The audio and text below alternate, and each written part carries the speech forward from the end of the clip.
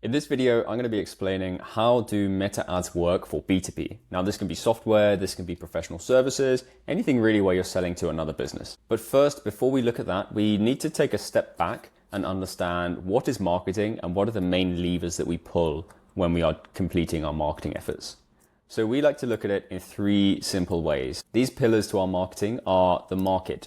Now, this is who we are selling to, and are we selling to people who have a need for the thing that we are selling? That's the market. Second is the message. This is how we communicate the needs that we are solving in the products that we are selling. And finally is just the distribution. Now, distribution is simply how we deliver our message to our established market. And this is really just the channel. So cold email, cold calling, if you have an SDR team perhaps, events or networking, if you're doing in person, personal referrals, personal intros, and also just advertising as well. So as long as we have our market, our message, and our distribution, that's how we think about our marketing. And Meta really is just another distribution channel.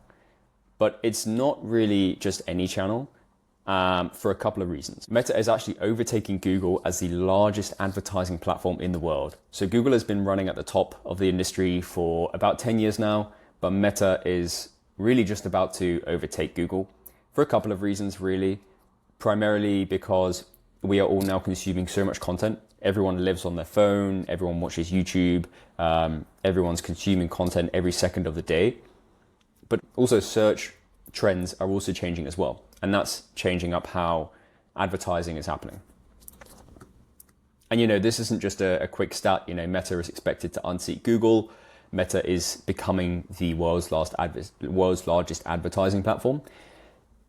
And what we have on Meta in our large advertising platform is around 4 billion monthly active users. That's, this is really half of the population of the world. And so we have a lot of people coming to us who say, are my buyers on Meta? Maybe my buyers are on LinkedIn instead or on Google instead. It's not really a case of what the platform is designed for, but really it's just a case of where do people actually spend their time. And so a lot of people who use Facebook and who use Instagram are, maybe they're not thinking about their jobs whilst they're using it. Maybe they're not thinking about hiring or growing their business. Maybe they're looking in fishing groups, or maybe they're looking at videos of classic cars or something like this. But the fact is the sheer volume of people on Meta, i.e. Facebook and Instagram, means that we can target any business through that channel. And as we've established earlier, Meta is just another distribution channel for our marketing efforts. So now we've established that Meta is a great channel to advertise on. What we need to understand is what actually makes a successful advert. Now, again, we think about three separate things that we need to go into an advert. Step one is what we call the call out. So this is really just saying, who is it that we're speaking to, and calling out that this message that we're about to deliver to them speaks to those people specifically. Really good at disqualifying anyone we don't want to speak to and qualifying people who we do want to speak to. Then we need what we call an attention attraction offer. This is really just the most valuable, condensed, scroll-stopping version of your products and services so that we can capture people's attention. Because you've got to think, when people are using Facebook and Instagram, maybe they are stood in line in the shops waiting to pay for something. Maybe they're using public transport and they're just scrolling to kill some time. Maybe they're just on the toilet, just killing a bit of time, So we need to stop their attention and snap people out of whatever they are doing and get them thinking about our products and our services. And then off the back of that, we just need to offer a clear next step that they need to take.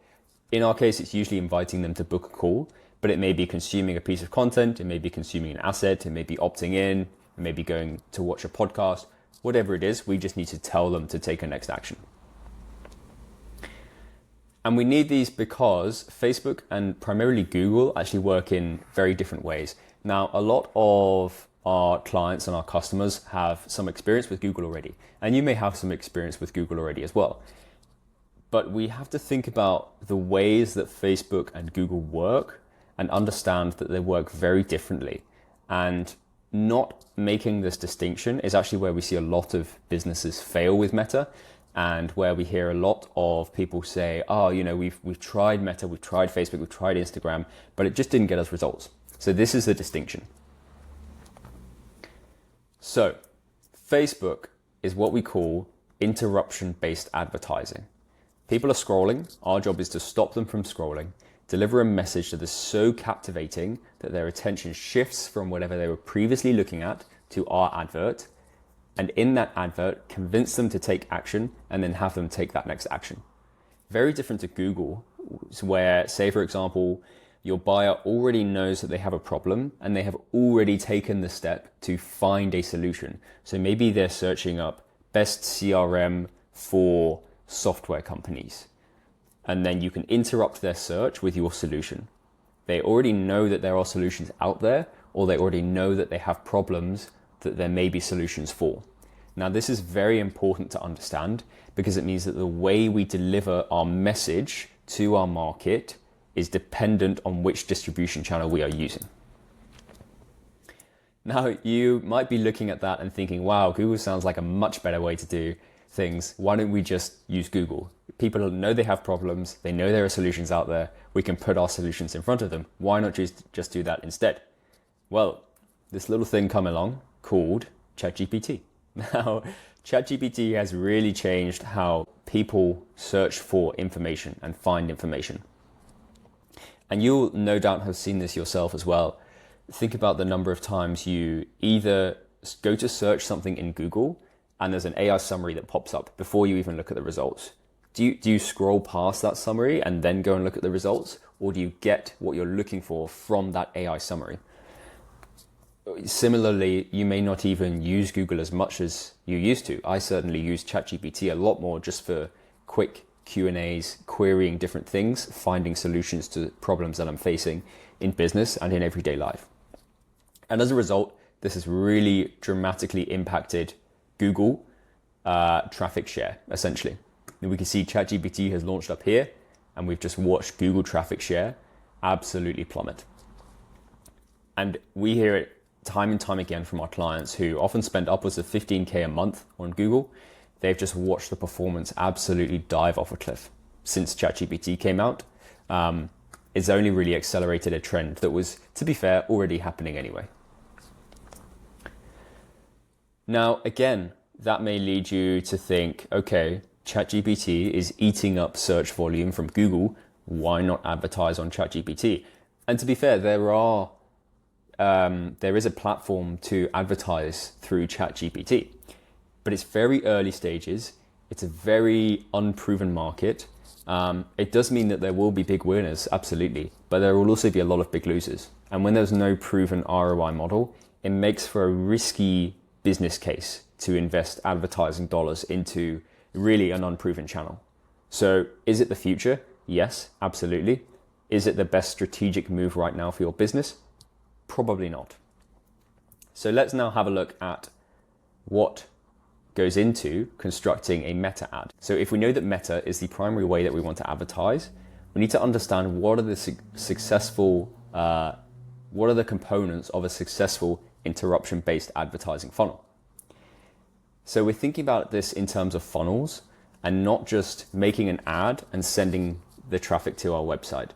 We need to convert our attention towards taking a specific set of actions that are aligned with booking a call, booking a demo, or finding out more information. And we use a very simple funnel that looks a bit like this. We have our meta ad. So this is the advert that goes out on Instagram and it entices people to click. When they click, they are faced with a Meta lead form. Now, this is an internal product that's made by Meta. You've probably seen them around where you can answer a few questions, enter your details, and then get redirected to a page. These are really powerful because they actively let us disqualify who we don't want to speak to through the questions that we can create on that form, and also qualify people who we do want to speak to. And because Meta is an AI algorithm, when we disqualify people, Meta will stop going after those kinds of people who we are disqualifying and keep going after the people who we are qualifying. And so this cycle it learns over time and it becomes more effective over time. On our booking page, after a prospect has been through the lead form, It's very simple. It's very optimized towards getting them to take the next step, which is usually booking a call. Now, what we've also found to be very effective on top of this is layering in what we call a fractional BDR. And they're essentially taking anyone who has been through the lead form and who has given us their information, but who then hasn't, for whatever reason, booked a call. Maybe they got distracted. Maybe the page was slow and it didn't load up. They just thought it wasn't really for them and they misunderstood the message.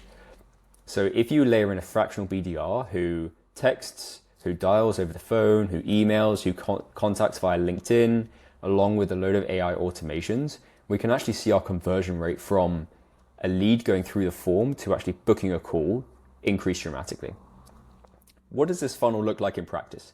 So these are some of the ads that we talked about. These really depend on the industry. These really depend on what the offer is you're putting together. They can be these whiteboard type ads. They can be these warning message type ads. It really depends on your specific business. The qualification form. This is where we can create our questions and tailor how it is that we qualify people to come through our ads and basically say to Meta, these are the people we want, these are the people we don't want. After they've qualified, this is an example of a booking page. Very simple, very optimized towards taking that next step, which is booking a call. We're not directing to the website where they have a million different links to click on. We're not directing them to a white paper or to our YouTube page. We're saying, hey, great, you qualified for this. Now book a call. Here's how you book a call. And that's how we book those B2B appointments. Very, very simple funnel, but very effective. And it's not sexy, not at all. But it's a very simple system that generates B2B sales opportunities. In the last 2 months alone, I think we've generated over 250 sales opportunities across various different industries, various different businesses, some smaller businesses, but a lot of large businesses as well. Opportunities with businesses like Verizon, like Patagonia, like Tata Data Services, really big businesses that can come through a Meta funnel exactly like the one you've just seen. And the cost for that is anywhere from, on the low end, we've seen $46 per call. On the upper end, somewhere towards like $500 or $600 per showed up call that your sales team takes. That's not per marketing qualified lead. That is per showed up pre-qualified call that your sales team or yourself has had with a prospect who is ready to use your services or your product. Now, that can come from as little as $4K a month ad spend. Some of our clients spend up to $15K a month or more. And it really just depends on how much you want to accelerate and also what your target cost per call is for your industry and what you can sustain over time. And that is really how B2B Meta ads funnels work. If you've enjoyed this video, please give a like or a subscribe. If you have any questions, make sure to put those in the comments below and myself or Julius will answer some of those questions. And otherwise, thank you for watching and have a great day.